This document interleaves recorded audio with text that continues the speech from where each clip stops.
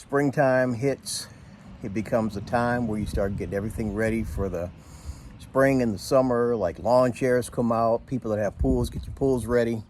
So this has been my project for the last several days. So this past weekend, my wife wanted me to get a pool heater because she wants a pool heater. And this is what after winter looks like.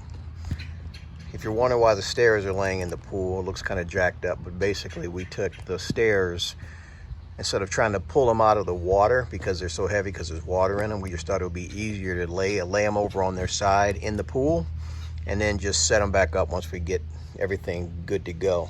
So what we did was we upgraded to a very large sand filter. Now we don't use sand in this particular filter. We use those little cotton balls that actually work better than sand. But another thing that we decided to do, we decided to hard plumb our fixtures with PVC other than using the plastic hoses. So right now we're trying to fill up the pool a little bit, as you can see here. Get it at least up to where you see that, do you see white? Like the first 6 inches is white, and you see a little bit of blue, and then you see white.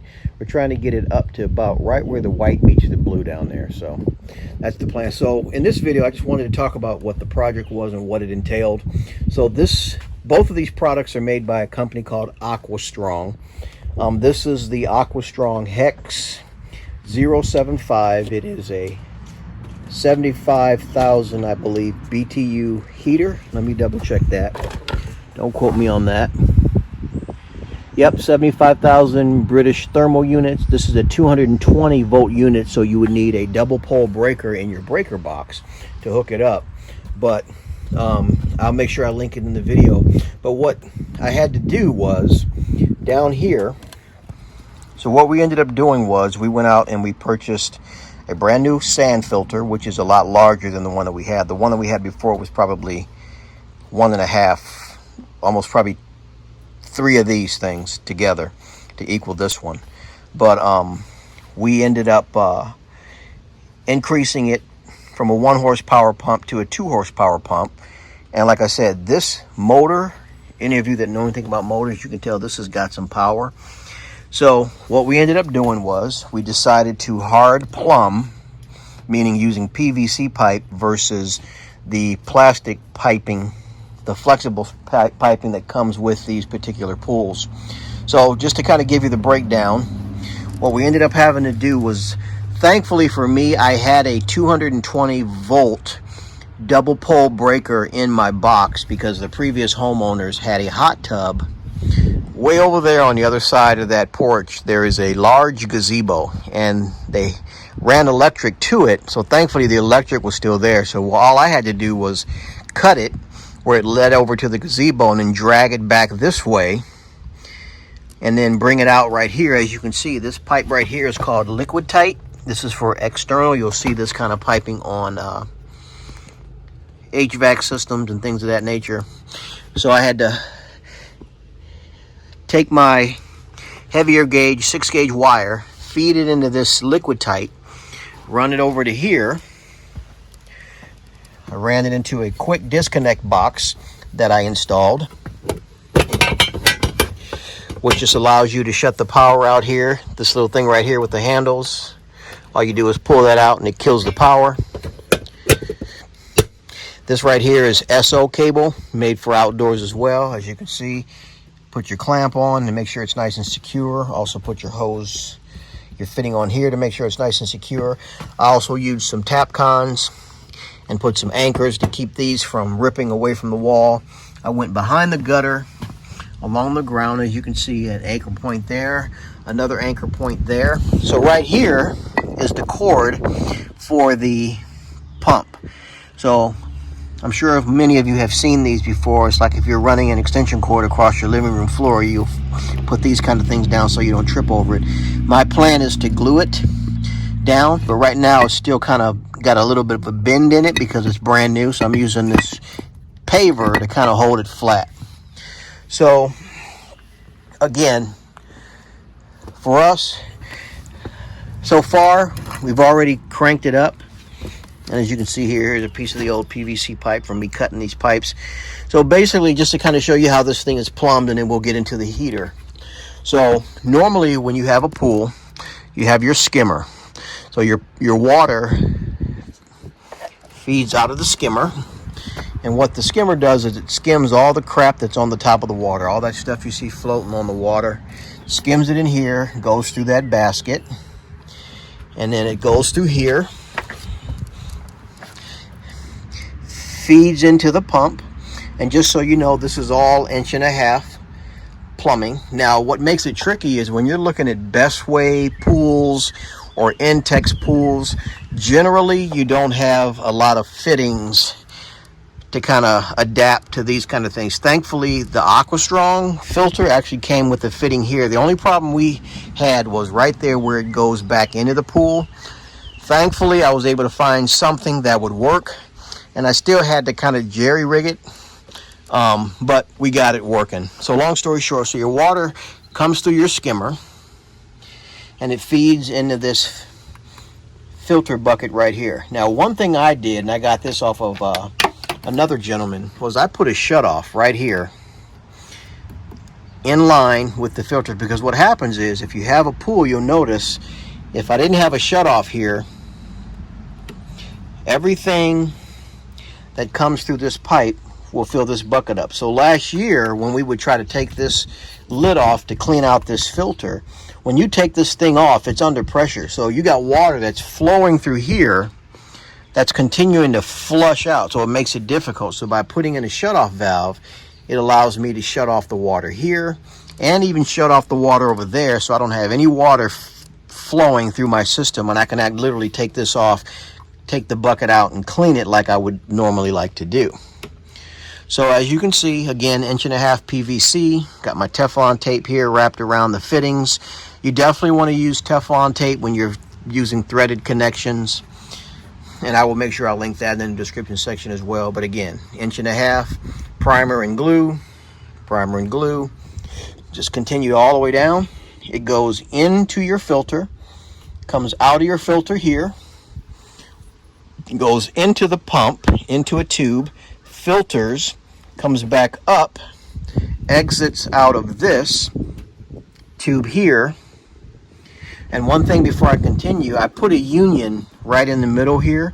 So in the wintertime when we go to disconnect this, disconnect it here, disconnect the union, and I can take this thing inside somewhere as well as the pump. So it has fittings where I can disconnect. I can disconnect here, disconnect here, disconnect here, and also disconnect here and here, which if I wanted to put this up out of the weather during the wintertime.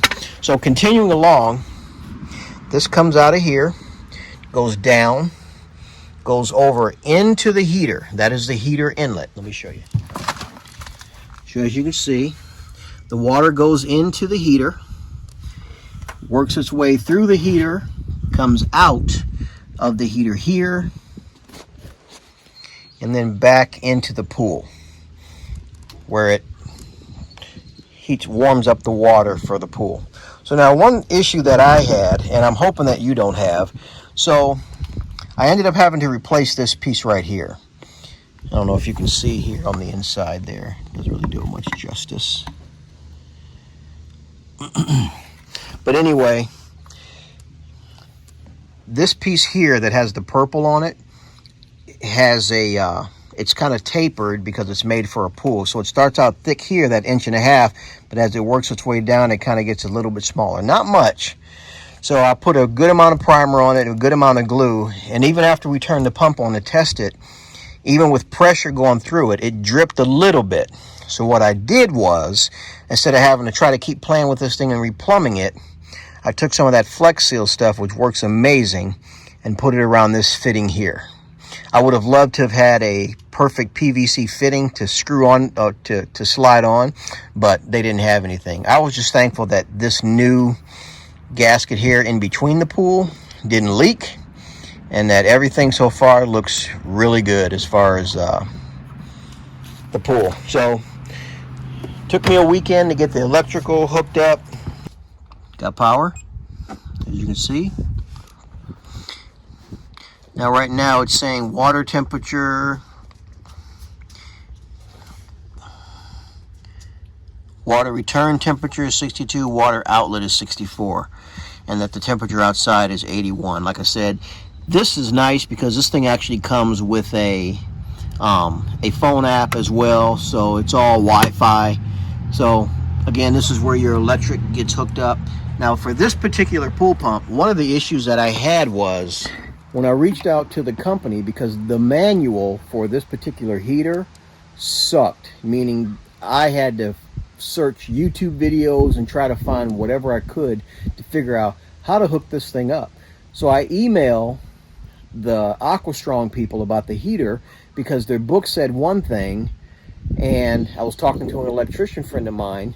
So anytime you're dealing with 220, you're dealing with a lot of voltage. So normally the 220 lines that I had dealt with, the breakers are typically 30 and higher. I had never heard of a 20 amp double pole breaker, but apparently they make one. So that's what they recommended for this pool. So I sent them an email just to confirm that, and they reply back and tell me that 25 amp to 50 amp is fine. So I'm like, what? Your book says 20 amp, but then you tell me in an email 25 amp to 50 amp. So I ended up buying a 20 amp breaker and putting that into my panel box. And again, I'm no electrician, but I'm pretty comfortable doing a lot of this stuff around the house. So if you're not comfortable with electricity, it can kill you. Hire a professional, hire an electrician to do the work for you. So long story short, I'm actually glad we went ahead and did this. We had a if I have it, we had a water line leak back in December, right around the end of the year, that literally went, as you can see, past that gazebo over there, probably another 40 feet, all the way over to here where you can see the gutter. So we literally had to rent a ditch witch and go about 200 yards from the water main shut off all the way over here. So you can just imagine the muddy mess in between the pool and the house. So we ended up putting the mud back, letting it settle over the winter. I just laid these pavers down to make this kind of nice over here as we're out here, just to have a nice area to walk. It's not perfect, but it's better than it was. So long story short, we're excited to get ready into this season, and I'm excited because it's freaking done. I can't even lie. So hopefully this video was helpful. If you have any questions about how to set up your pool or things of that nature, you can drop them in the comments. Like I said, it's pretty basic stuff. A lot of times these manuals that come with this equipment don't always give you the information that you need. It makes it difficult. So again, make sure you give this video a like. Also subscribe to the channel if you haven't already done so. And as always, I love you guys, and I will check you in on the next one. Later.